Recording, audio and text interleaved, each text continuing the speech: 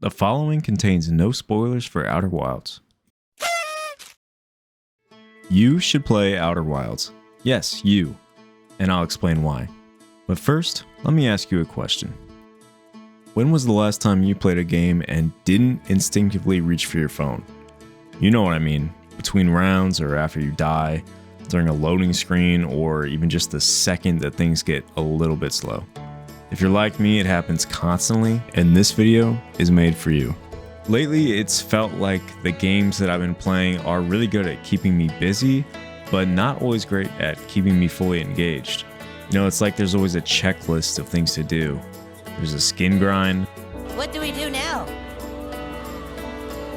What do you mean? Now we can finally play the game.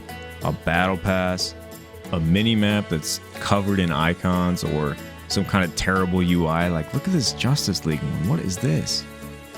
Anyway, I'm not trying to say that modern games are bad or anything like that, but what I am trying to say is that half the time I feel like I'm playing with half my brain, or I'm just on my phone. But Outer Wilds is the complete opposite of that, and it kind of demands your full attention in a way, and I think that's really refreshing. And it's not because it's super difficult or because it's super stressful, but it just makes you curious, you know? It makes you feel like a human being again when you first discover something that really piques your interest. And once that happens, it's really hard to look away and stop playing the game. But I'm already yapping about the game. I should probably tell you what it is. The number one thing that it seems to be is a game that I tell all my friends to play and they tell me to go myself. Okay, no, for real. Outer Wilds is an open world space exploration game where you play as a rookie astronaut. And when I say rookie, I mean it's genuinely their first ever space flight on their first day. So what do you actually do?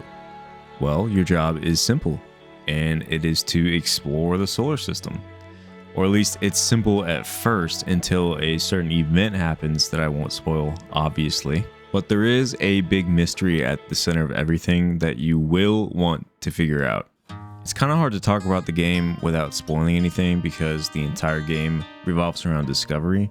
But if you've ever heard the phrase, as wide as a puddle, as deep as an ocean, that is very much this game. I will give you a heads up though, there's no combat in this game, and I know that can kind of turn some people away from it. I've seen some of my friends turn away from it because they thought they could shoot aliens, but it's not that kind of a game.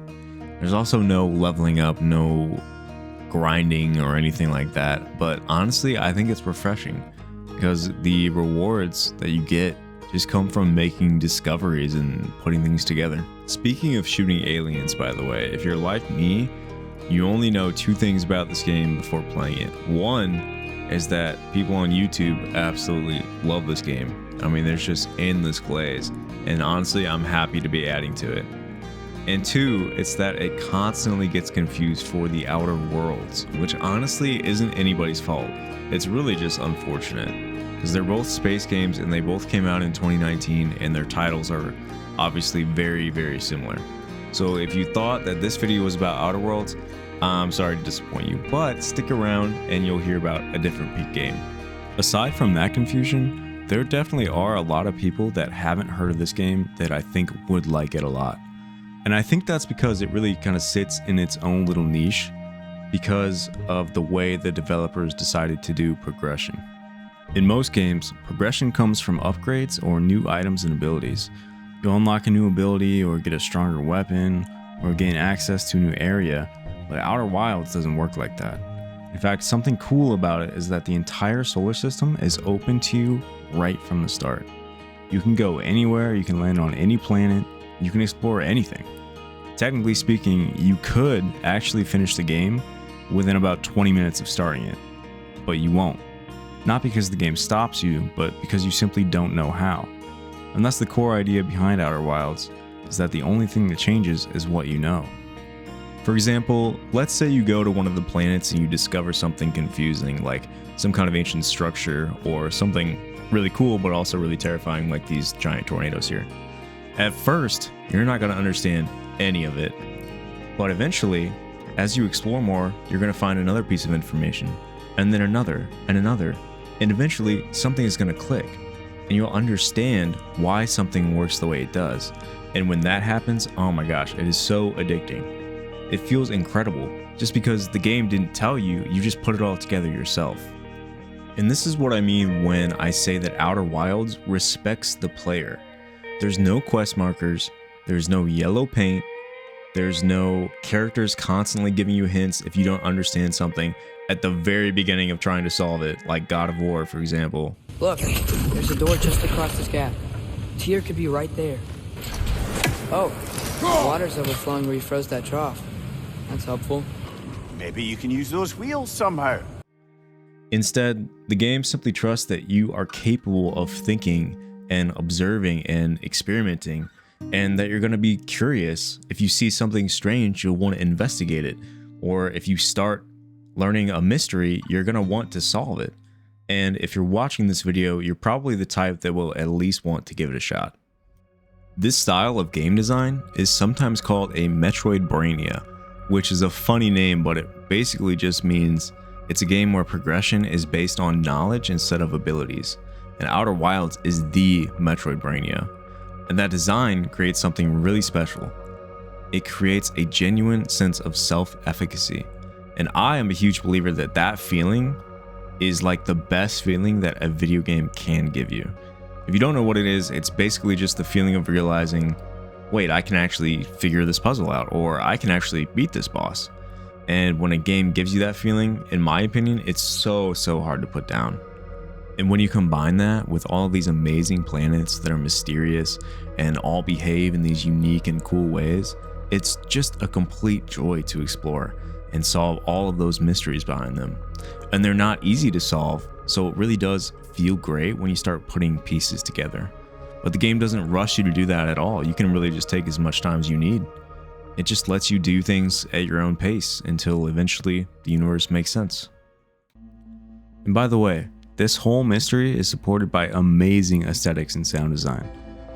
The soundtrack is genuinely so beautiful, and it's composed by Andrew Pralo, so shout out to him because he absolutely killed it. This one you're hearing right now is my favorite from the game, but all the songs really manage to make you feel lonely or warm or hopeful, and some are mysterious all at the same time. And those are all the things you're going to feel along your journey. And the art style is amazing. I've never seen a science fiction game with this kind of aesthetic choices. Your main character is a Hearthian, and Hearthian aesthetics are super cool and super wholesome.